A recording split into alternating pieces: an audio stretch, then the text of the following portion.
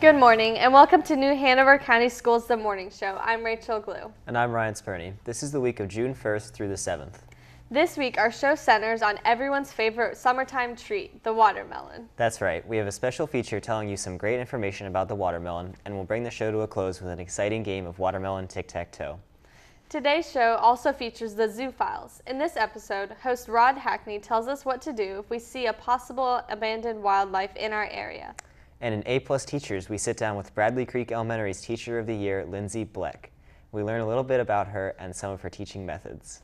We also have this month's What's Up in Science. Host Dylan Grace will be bringing us the latest news from the world of science. Speaking of news, it's time for our first look at this morning's news headlines. Let's send it over to our news anchor, Airly Ward. Good morning, Airly. Good morning, Rachel and Ryan, and welcome everyone to your school news here on The Morning Show. Topping the headlines this week. Elementary Regional Science Olympiad is a big success. Dr. Markley wins Southeast Regional Superintendent Award, and students win at the ROCAME Jamboree held at Cape Fear Community College. I will have all those stories and more coming up later in the show. Thanks, Airly. We get things going today with a staple here on The Morning Show with a segment we call This Week in History. Our Grand Master of Historical Knowledge has all the headlines from past times in This Week in History, brought to you by Kidsville News. Welcome to This Week in History. I'm your historical host, Jacob Treemstra, covering all the colorful and amazing events that have left their mark on history's timeline. This is the week of June 1st through June 7th. June 1st, 1980. The cable news network, CNN, the world's first 24-hour television news network, makes its debut. The network signed on at 6 p.m. Eastern Time from its headquarters in Atlanta, Georgia. June 2nd, 2012. Former Egyptian President Mubarak is found guilty of failing to stop the killings of hundreds of anti-government demonstrators during the 2011 popular uprising. The 84-year-old Mubarak was sentenced to life in prison. June 3rd, 1965, 120 miles above the Earth, Major Edward White II opens the hatch of the Gemini 4 and steps out of the capsule, becoming the first American astronaut to walk in space.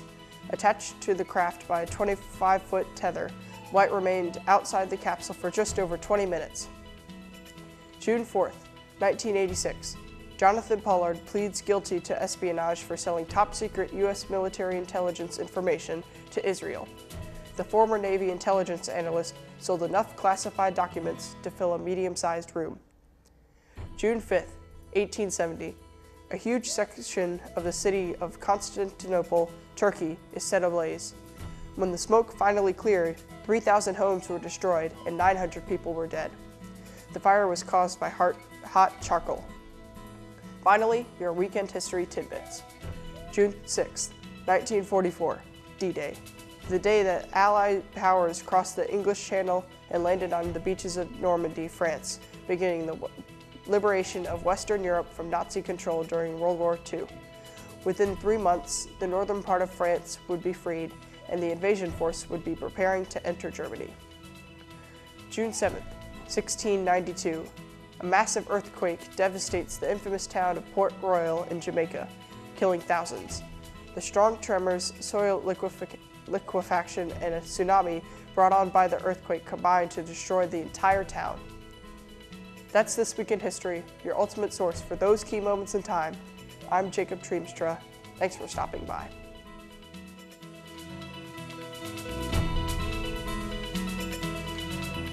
This Week in History is brought to you by Kidsville News, a fun and effective learning resource for children, teachers, and parents. It features school news, information, and local community events while promoting literacy and the development of good reading habits, character traits, and study skills in young children. And Kidsville News is always free. Copies are delivered every month to every elementary school in the New Hanover County school system. And join us again next time for another journey through time as we explore the fun, fascinating, entertaining, and educational facts that make up This Week in History. Now don't go away, we'll be right back.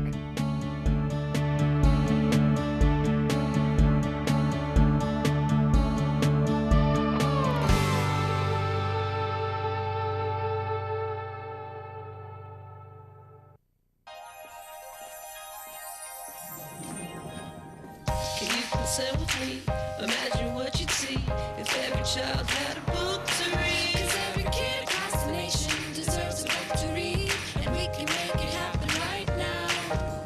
No, I don't know what you've been told, but kids with books learn so much more. So the mission is for us to get a book to each and every child. So let's join hands, book people unite, unearth hidden passion. To motivate some magic, to change the writing on the wall, writing on the wall, and make a difference. One book can inspire a child. One book can be the first thing that helps to change a life. Read to a child today and spark a lifetime of ambition. How you doing? My name's Steve. My family's lived in this neighborhood for years. Recently, things got so tight, we had to go to our local food bank for help. I lost a lot of sleep worrying about what the neighbors might think. That is until I saw them there, too. How'd I do, Steve? A little stiff. You could have done a little better. What? Come on. You know, I have an Academy Award. Yeah, but not for playing me. Play a role in ending hunger. Visit feedingamerica.org/hunger and find your local food bank. Welcome back to the morning show. I'm Rachel Glue. And I'm Ryan Spurney. It's one of America's favorite summertime treats, the watermelon. It's tasty and refreshing all at the same time. But how much about the watermelon do you actually know? To fill you in a bit on this sweet treat's history and share all the fun watermelon facts we have a special segment for you this morning. So sit back and get ready to learn all about watermelon. The watermelon is known as one of the world's healthiest fruits. It is known as a summertime food, and that is when its popularity peaks. Most people have fond memories of enjoying a slice or two of watermelon after a long day of playing in the sun. Watermelons are said to have originated in the Kalahari Desert in Africa. The first ever harvest of the watermelon happened 5,000 years ago in Egypt. The sweet fruit was even placed in the tombs of kings to nourish them in the afterlife. Eventually, the watermelon was spread by merchant ships to the rest of the world, including China, which is now the world's largest producer of the fruit. It is believed that the watermelon was introduced to America by African slaves. Ever since its introduction, Americans have been eating the watermelon and receiving its many benefits. There are numerous benefits with eating watermelon. One of the most basic ones is people can stay hydrated by eating a watermelon because it is almost 100% water. That's just another reason why it's so great in the summer. Also included in the fruit is a high dose of vitamin C, which is vital to staying healthy and fighting germs. As well as being low in fats and sodium, watermelon contains important amino acids in the pulp and rind. The fruit is one of the best sources of lycopene, a nutrient found in red fruit and vegetables, and it is important for one's vision, heart health, and cancer prevention. There are many ways one can put a watermelon to use. Besides eating the pulp out of it, people can pickle, stew, or stir-fry the rinds. The seeds of watermelons can be dry roasted or ground into flour. People in China eat watermelon seeds like almonds. The most common way is to cut it into slices or cubes to eat for a snack or dessert. In Italy, they eat watermelon pudding made of almonds, chocolate, and cinnamon. In southern United States, people often make pickles out of the rind.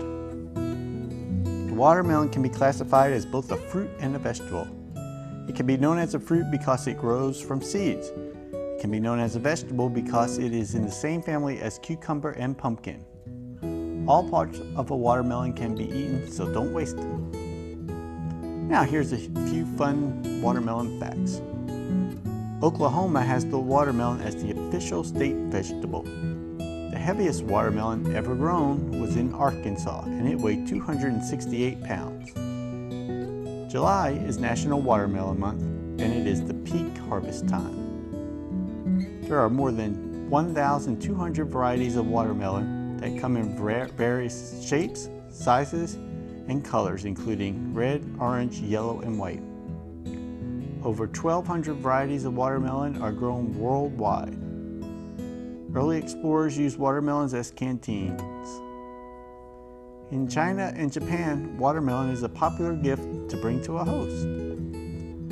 So now that you've heard the fun facts, know the nutritional value, and a little of the history of the watermelon, be sure to enjoy it all summer long. It is the perfect snack when you are looking for something sweet to eat.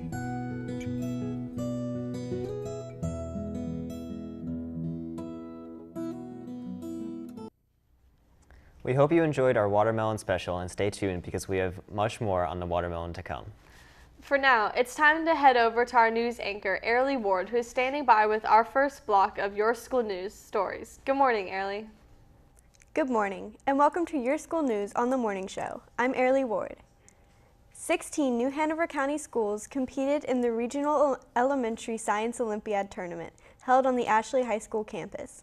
At this year's event, students faced the challenges of 20 science-based events such as All Charged Up, Rockstar, and SkyQuest. We get this full report from YSN reporter Luke Williams. This year, competitors from 2 counties faced the challenges at the Regional Elementary Science Olympiad Tournament. The elementary event takes advantage of the natural curiosity of each child and allow for in-depth hands-on experiences. All the challenges were designed to utilize ordinary classroom and household supplies and materials, and at the same time complement school systems K through 6 science programs. I think is the most wonderful thing that has happened to elementary school is this Science Olympiad, because there's not enough science being taught in elementary school. Children are born scientists. From the day they learn to crawl, they're busy experimenting and doing things and touching things. And scientists solve problems. So we need all these kids to grow up being scientists. And I feel that not enough science is being done in the school. But we have been coming to Science Olympiad for 3 years now. We would come here even if our kids didn't participate. It's just so wonderful to see kids so excited about science. Events at this year's Elementary Olympiad covered a wide range of science disciplines and gave students an opportunity to really have fun. Students participated in backyard biologist, data crunchers, science password, and more. I was in with STEM design, and it's where you have these connects and they give you an assignment like maybe build a roller coaster and see how, and they test it how tall it is and how long it takes to go start to finish. All the events I do, like SkyQuest and Describe It, Build It. My favorite is Describe It, Build It because we get to build stuff, and I like building a bunch of structures, like Legos and Tinker Toys and stuff like that. Improving their performance in science is especially true at the elementary level, where students are building their knowledge base that will serve as a gateway for future science courses and ultimately career choices. Preparing for and participating in Elementary School Olympiad gives students opportunities to gain knowledge and understanding in science. They will be challenged within the classroom. Okay, so I've been doing trajectory where you have to make a contraption that protects an egg from breaking. And next I'm going to be doing SkyQuest, where you have to talk about the galaxy and do other studies. I would like to do like super sleuths because you get to test out like powders and see which one is which, and it's just like really cool because you get to be pretending like you're a detective while you're doing it. I really love the way that you have all these different events and you can choose what you want and you go through all this type of stuff that's just awesome. The elementary years are important for influencing young students' perceptions about science. It is during these years that students, if taught science in a hands-on, problem-based manner, begin to develop important lifelong science literacy skills, such as problem-solving, critical thinking, self-regulated learning, and teamwork. Elementary Science Olympiad was a great event that helped improve the learning of science for all students and celebrate their efforts. Reporting for Your School News, this is Luke Williams. Dr. Tim Markley, Superintendent of New Hanover County Schools, has been named the 2015-2016 Southeast Regional Superintendent of the Year by the Southeast Region Superintendents Education Alliance. The nomination is a highly recognized commendation for his work and accomplishments with the school system. The Alliance is comprised of 13 superintendents from public school districts across the southeastern portion of the state.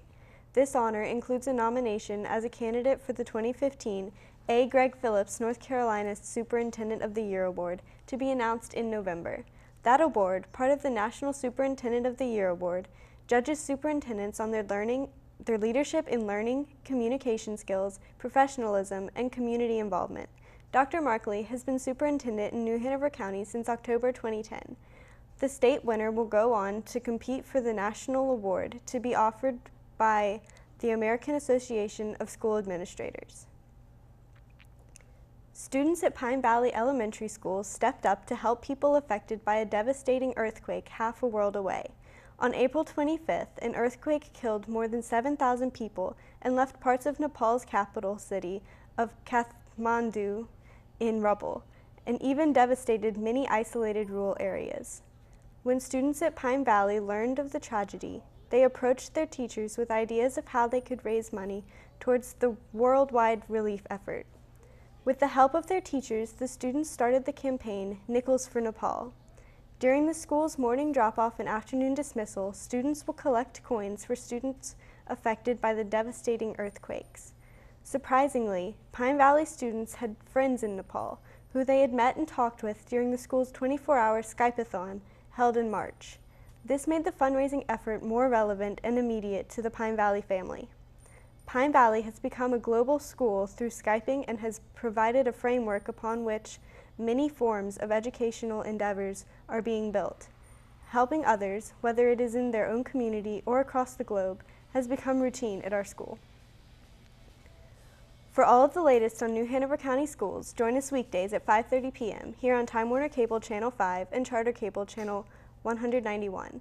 For Your School News, a complete half hour of all the latest news and information from New Hanover County Schools. Now back to our hosts. Thanks, Airly. Each month, we are thrilled to spotlight an individual school's Teacher of the Year. In this segment titled A+ Teachers, we take the time to get to know a little bit about the teacher's background and get an understanding of their philosophy of teaching that earned them their school's honor of Teacher of the Year. This morning, we feature Bradley Creek Elementary School's Teacher of the Year, Lindsay Bloach.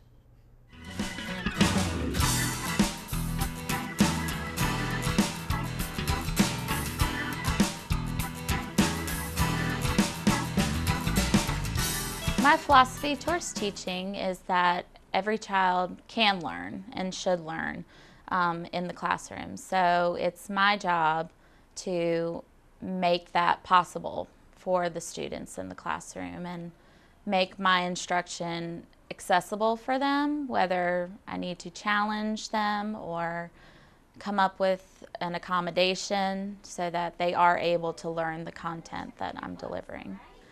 I was actually one of those kids who knew they always wanted to be a teacher. My third grade teacher had a large impact on that decision to pursue education.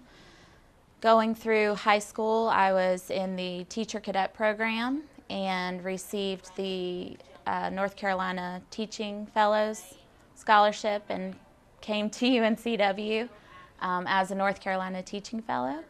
And I've been in New Hanover County Schools now for 9 years. I've taught first grade, fourth grade, fifth grade, and am teaching ESL this year as my first year in that position. Staying up to date with education is important. Just like our students, we need to keep learning as teachers and keep growing. I've completed my master's degree about 2 years ago, learned a lot through completing that process, and as I mentioned, I also just pursued my English as a second language certification, and I just completed that and learned a great deal about diverse learners and how they approach learning and ways to teach them and make what we do here in our schools accessible for them. So I've challenged myself and continued to grow and learn, and I keep up to date with the professional development that's offered here at Bradley Creek and at the county level. And it's just important to keep learning and keep reading and keep growing as an educator. To increase parent involvement in the classroom, I think you need to have a welcoming atmosphere established in your room. As a classroom teacher, I feel like I was able to do that and keep the lines of communication open with my parents. In my position this year as an ESL teacher, it's exciting to brainstorm ideas with administration and other faculty members on how to reach out to those parents that may not feel as comfortable coming to the school and being involved. One way we've reached out is through the Literacy Task Force. My colleague and I have taken on that project, and we distribute literacy materials to families each week.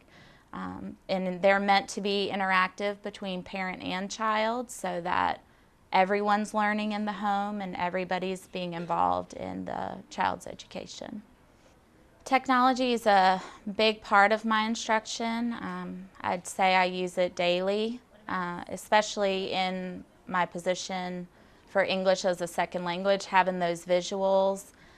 Even just being able to pull up an image of a cactus the other day when I was working with a student. They were learning about the plant cycle and adaptations that plants have, and he was not familiar with a cactus. So pulling up that image and being able to cross that language barrier and still be able to have success learning about the plant's adaptations through technology and through images. I really enjoy using Brain Pop and reading A to Z. Those are really helpful for the classroom and for students that have a language barrier.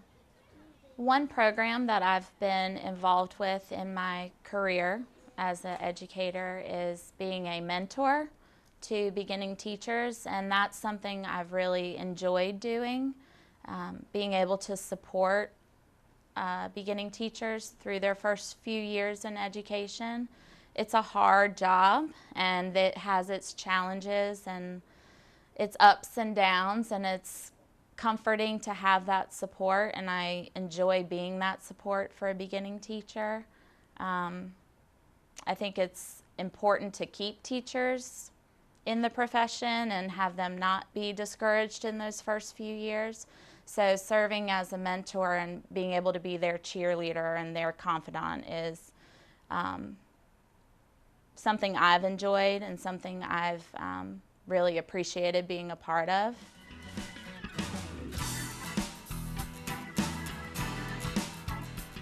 Thank you, Ms. Bloat.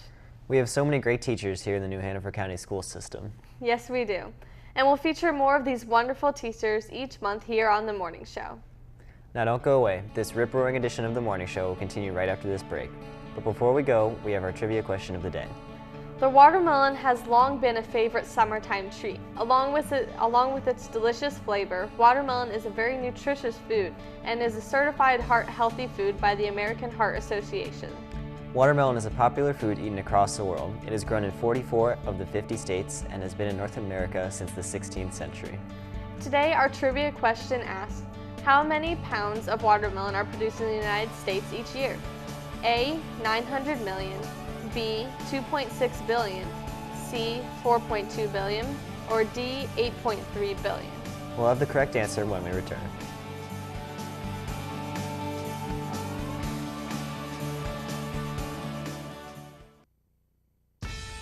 Now it's time for This Week in Bad Stats. Bad stats? Horrible stats. Here goes. 132. That's how many batters struck out 4 times in one game last season. Wow, very good. Here's a tough one, though. 3 and 4.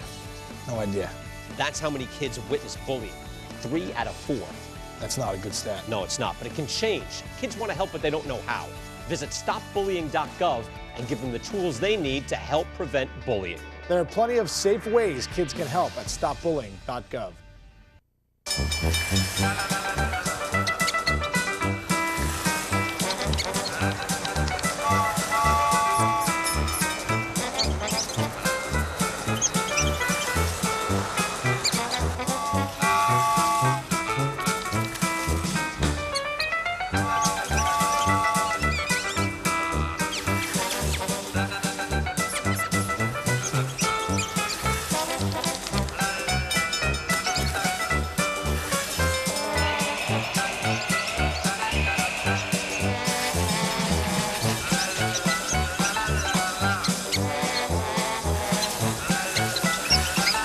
Kids will spend 15 minutes watching online videos like this one. Brushing for 2 minutes now can save your child from severe tooth pain later. 2 minutes twice a day. They have the time. Welcome back to the morning show. I'm Rachel Glue. And I'm Ryan Spurney. Today's trivia question focuses on the watermelon. Our trivia question of the day asks, how many pounds of watermelon are produced in the United States each year? A, 900 million, B, 2.6 billion, C, 4.2 billion, or D, 8.3 billion? And the correct answer is C, 4.2 billion. The top 5 watermelon producing states are Georgia, Florida, Texas, California, and Arizona. The top 5 watermelon producing countries would surprise most people. China is number 1 on the list, producing well over half the world's watermelons. Second on the list is, surprise, Turkey, which is followed closely by Iran. Coming forth is Brazil, and rounding out the top 5 is the United States. The world as a whole produces 200 billion pounds of watermelons each year. For more on the watermelons, stay tuned. We have a fun-filled watermelon game at the close of the show. Shifting gears now, we have everyone's favorite segment from the North Carolina Zoo at Asheboro. The Zoo Files tells us all about the different animals, exhibits, and happenings at the zoo. When someone sees a baby animal alone, it may appear as if it's been orphaned or abandoned. However, most of the time, that is not the case. Rod Hackney explains in today's installment of the Zoo Files.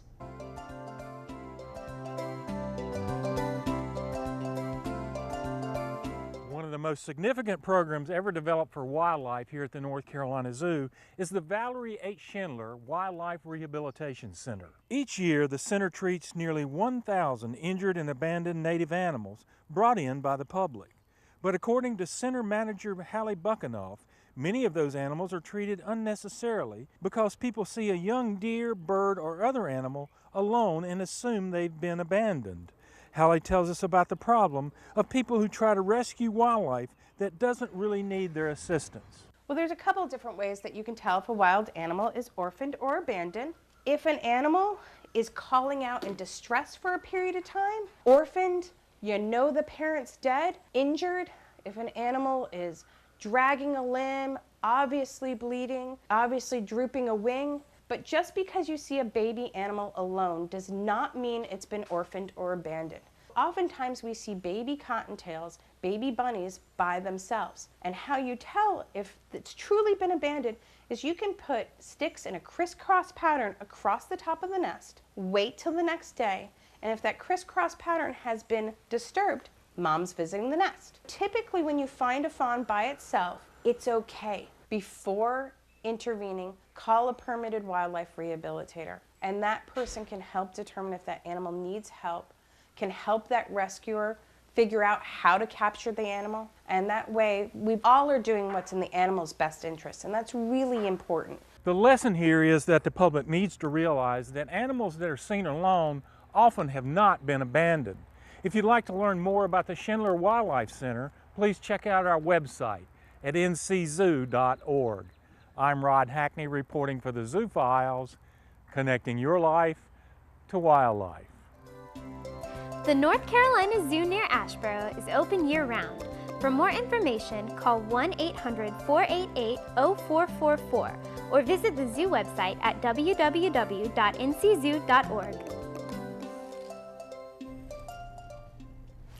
That was another excellent edition of the Zoo Files. Thank you, Rod Hackney. All right, it's time now for this week's lunch menu. This is the menu for Monday, June 1st through Monday, June 8th. On Monday, June 1st, satisfy your need to feed with delicious corn puppies. Accompany your entree with sweet potato waffle fries, a garden salad, and add spiced apples for dessert. Then on Tuesday, June 2nd, feast like royalty on chicken and waffles. Complete your splendiferous meal with red skin mashed potatoes and gravy, a garden salad, and fresh fruit. On Wednesday, June 3rd, refuel your body and soul with chicken nuggets. Stay strong by piling on macaroni salad, broccoli with cheese, garden salad, and diced pears. On Thursday, June 4th, be sure to enjoy the scrumptious cheesy breadstick bites. Choose from an assortment of sides including Great Northern beans, a healthy garden salad, and fresh fruit. Then, on Friday, June 5th, have a blast-popping fantastic popcorn chicken in your mouth. Finish off the meal with pasta salad, carrot sticks, a garden salad, and diced peaches. Finally, on Monday, June 8th, have a fiesta and dig into a delicious beef taco served with Spanish rice. Also on the menu are barbecue pinto beans, garden salad, and a tasty frozen fruit cup. And there you have the lunch menu for the week. Don't forget, you can also start your day off with a healthy and hearty breakfast at school. In our next segment, host Leah Schwagel returns with The Buzz. The Buzz is our entertainment report covering books, movies, music, and video games. This week, Leah takes a look at a new family-friendly music being released this summer and will help you decide if it's something you will enjoy.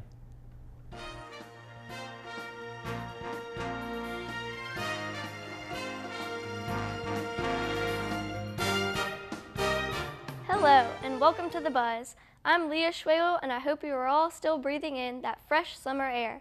But if it just so happens to be too hot on a summer day, you can always listen to fun, family-friendly songs. There's a bunch of great music coming out soon, and here's my top 3 family-friendly choices this summer. Coming out on June 1st is Florence and the Machine's How Big, How Blue, How Beautiful. Florence and the Machine is an English-based indie pop group consisting of a collaboration of artists. Their unique twist on music gives them a popular yet credible outlook on pop culture's music industry. Produced by Marcus Draves, How Big, How Blue, How Beautiful is one of the most anticipated albums headed our way. So if you love pop music, then How Big, How Blue, How Beautiful is the way to go. Coming out on the next day, June 2nd, is Jason Derulo's album, Everything Is For. This will be Jason's 4th studio recording album, although he has sold over 45 million singles worldwide, including 11 different songs. Everything Is For is expected to be a hit, following his 2009 hit single, What You Say. And if you're wondering why this is to be expected so popular, it may be because the album features the infamous Stevie Wonder, Jennifer Lopez, and Meghan Trainor. So if hip-hop, pop, and R&B are your styles of music, or you just love Jennifer Lopez, then you don't want to miss out on Jason Derulo's Everything Is For. Coming out on June 24th is the fantastic Carly Rae Jepsen with Emotion. Canadian Idol Season 5 winner Carly Rae Jepsen is taking another footstep into her door with her new album, Emotion, after hitting her hit single, Call Me Maybe, which exceeded over 650 million views. The 29-year-old pop star is going to be sweeping her way across stages internationally once again after this album drops. This album is guaranteed to be a great way to get the whole family in an upbeat mood whenever you press the play button. Once again, this summer may be a little bit hot, but a few tunes never hurt anyone. So don't use the summer heat as an excuse to not go out and listen to some new music. I'm Leah Schwagel, and I wish you all happy summer.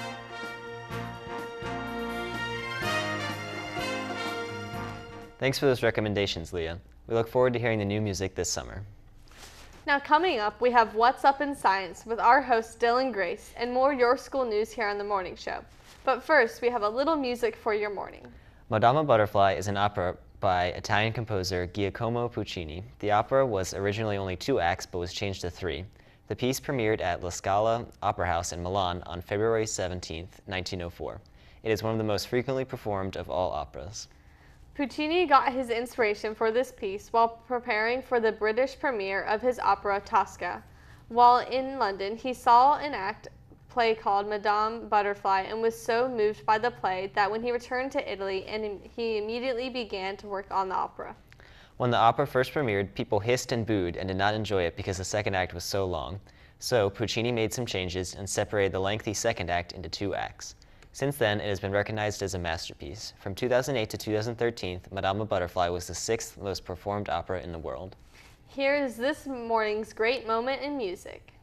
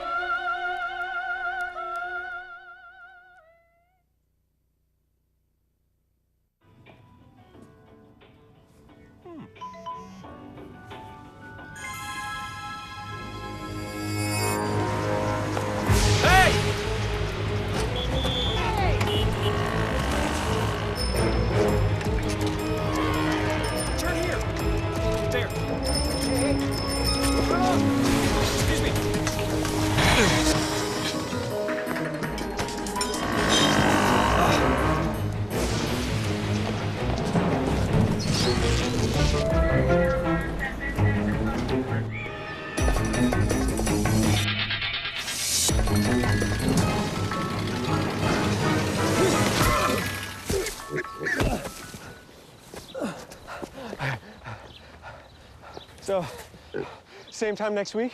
Well, of course. Put away a few bucks, feel like $1 million. For free tips to help you save, go to Feed the Pig. This is Lands and People, your passport to the world.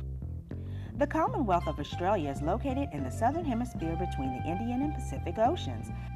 Australia's capital is Canberra, and the country's 3 major languages are English, Aboriginal languages, and Chinese.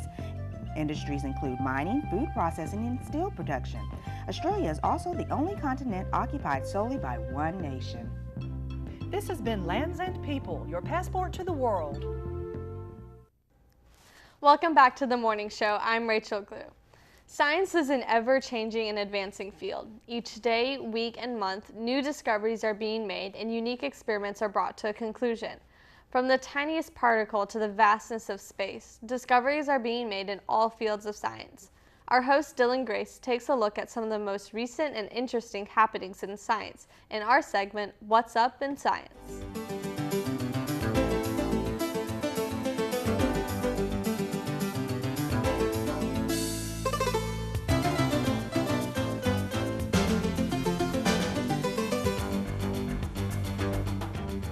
Hey everybody, and welcome to What's Up in Science, a segment where I tell you about 3 of the coolest stories in science from this past month. But as always, we start with our technology tidbit.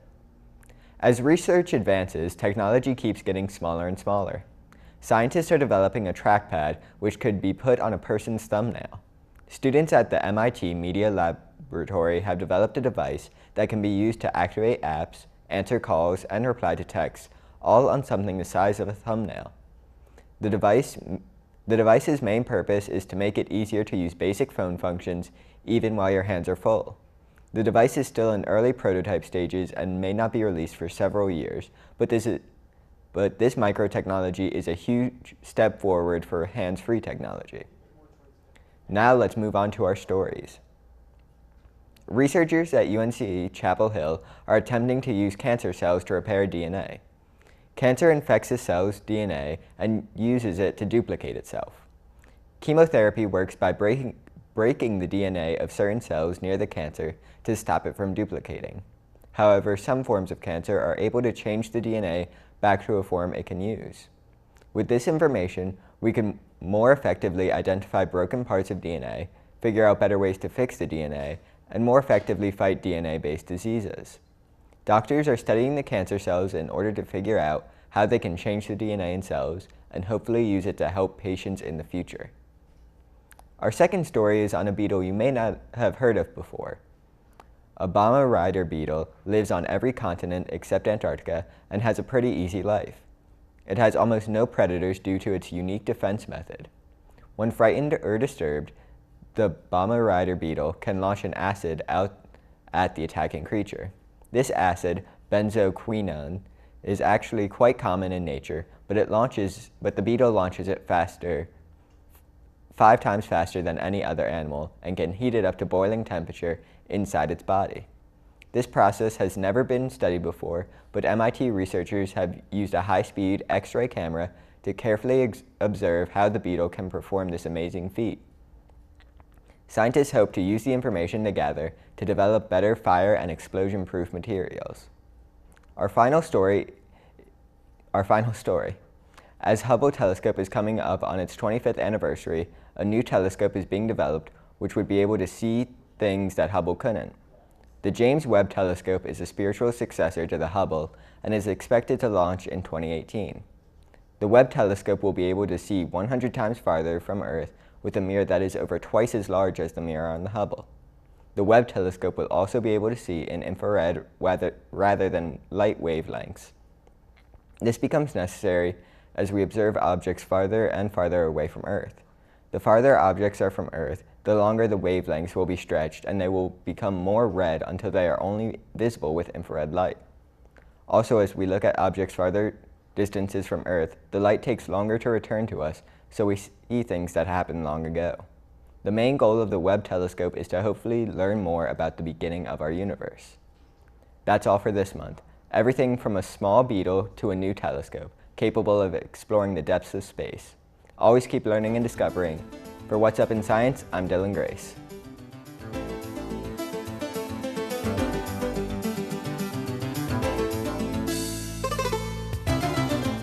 Thanks, Dylan. Those were some fascinating reports. That beetle was something else. Shooting an acid at boiling temperatures sounds like something out of a movie. It does. There are so many fascinating insects and animals. There's always something new to hear about. Yeah, there is. However, for now, let's send it over to our news anchor, Airly Ward, who has more Your School News. Airly? Thank you, Rachel and Ryan, and welcome everyone to Your School News here on The Morning Show.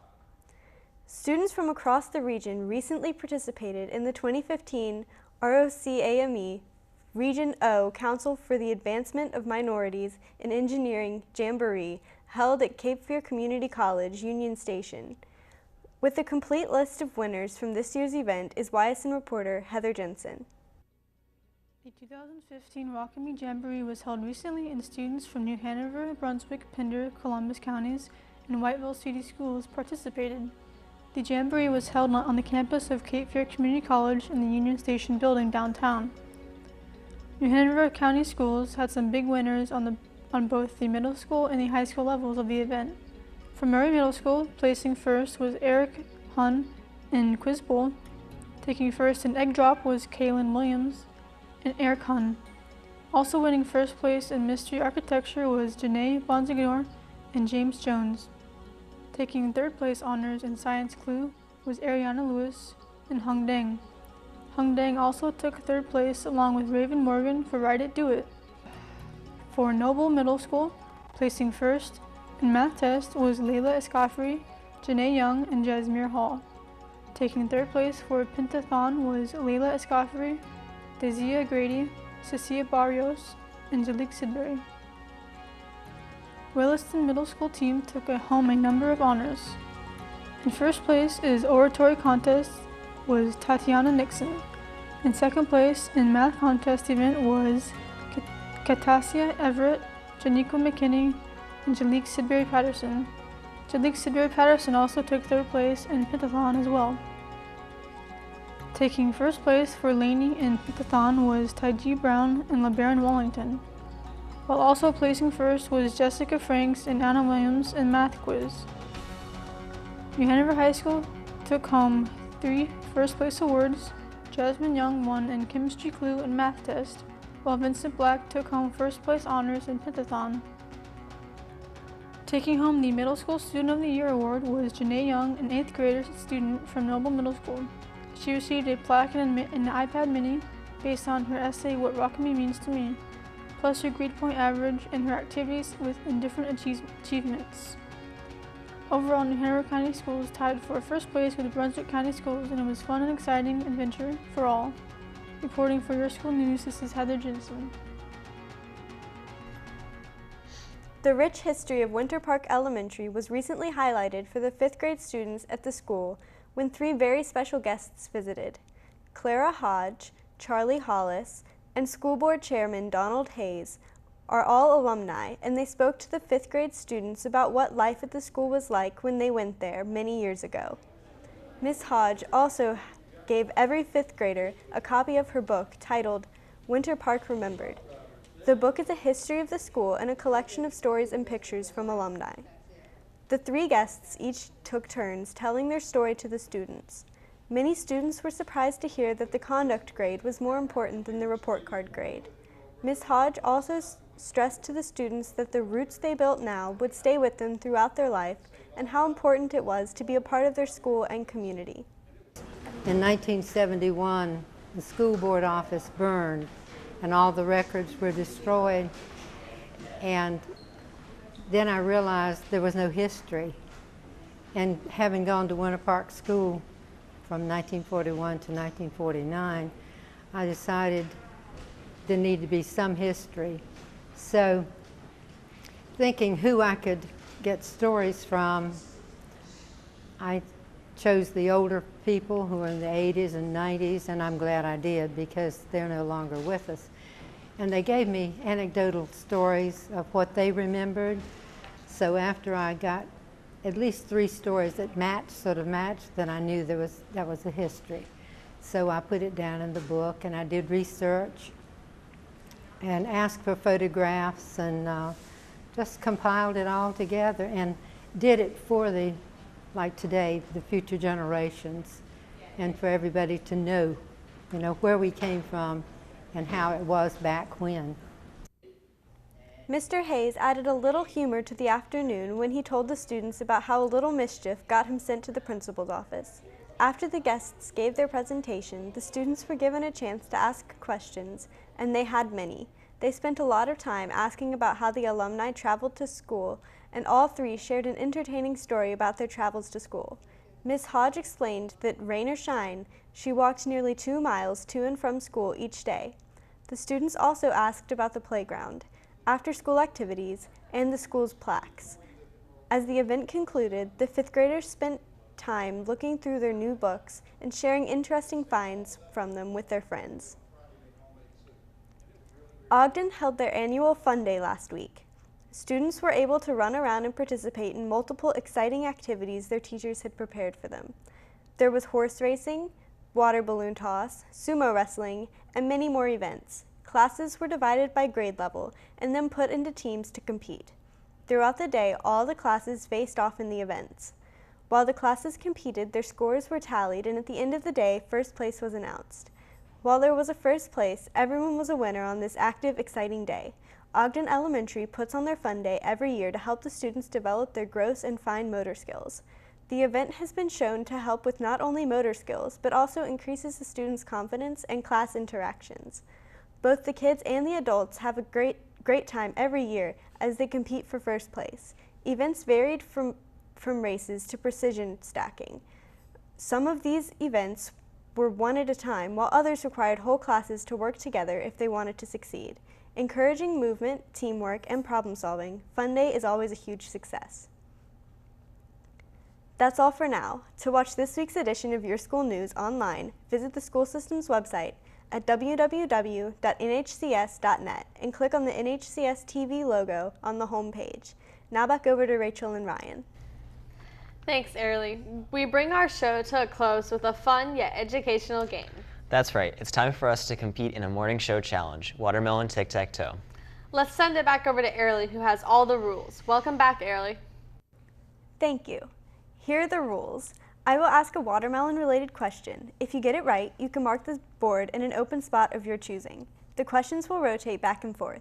If we run out of questions or tie, the person with the most marks on the board wins. Rachel, you will mark the board with uncut watermelons, and Ryan, you will mark the board with cut watermelons. I flipped a penny before the show, and Ryan, you get to go first. Lucky. Yes. Okay, contestants, are you ready? Yes. Ready. The first question. How many varieties of watermelon are grown worldwide? Is it A, 1,200, B, 100, C, 1,000, or D, 550? I'm going to go with A. That is correct. You can mark the board. All right. Top left. Corner. Corner. It's over. Yes. Uncut. All the way. Okay. Watermelon is Cut grown away. in how many countries? A, 15, B, 96, C, 230, or D, 121? Let's go C. That is incorrect. The correct answer was B, 96. Obviously. True or false? Watermelon is a vegetable. False. That is incorrect. The correct answer was Really? true. It's a vegetable? It does have seeds. Okay. Oh, yeah. True or false? Seeds too. But it's got seeds inside. True or false? Vegetables. Every part of a watermelon is edible, Whatever. even the seeds. I mean, sure. I mean, you could eat the whole thing if you wanted to. That is correct. Yeah. Okay, I'll go with that middle space.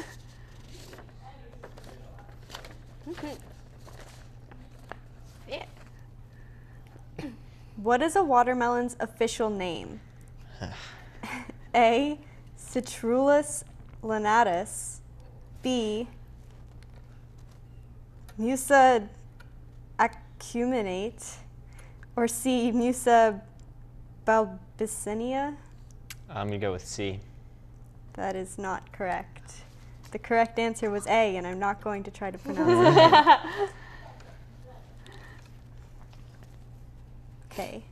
Watermelon originated where? A, Africa, B, Iran, or C, southern China? Southern China. That is incorrect. Oh. Well, The correct answer was A, Africa. Everything comes Everyone from Africa. knows. Why did I say that? Everyone knows that. How much did the world's heaviest watermelon weigh? A, almost 500 pounds. B, almost 270 pounds. C, almost 455 pounds. Or D, almost 175 pounds. I'm going to go with D. That is incorrect. The correct answer was B, almost 270 pounds. Of course. Just a little bit Watermelon is what percent water? A, 100%. 42%, B, 58%, C, 77%, or D, 92%. 77. That is not correct. Okay. The correct answer was D, 92%. Is it really that much water? I guess that's why it's called watermelon. In what year did the word watermelon first appear in the English dictionary? A, 1492, B, 1551, C, 1615, or D, 1831? It's got to be C. That is obviously. correct. Yeah. Obviously. Bottom left.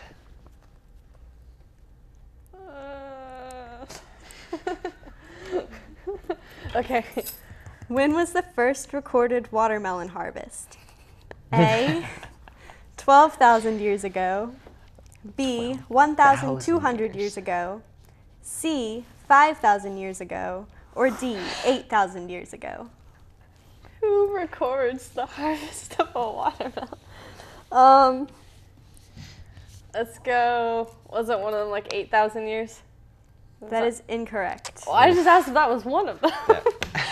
I'm just kidding. Yeah, I know. The correct answer was C, 5,000 years ago. That's what I meant. Seedless watermelons were developed in what year?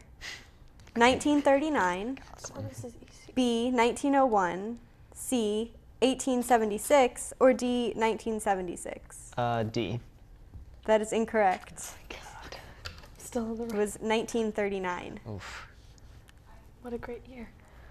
In what country are watermelons grown as squares? That's a thing? Cool. A, Iran, B, Japan, C, the United States, or D, Russia?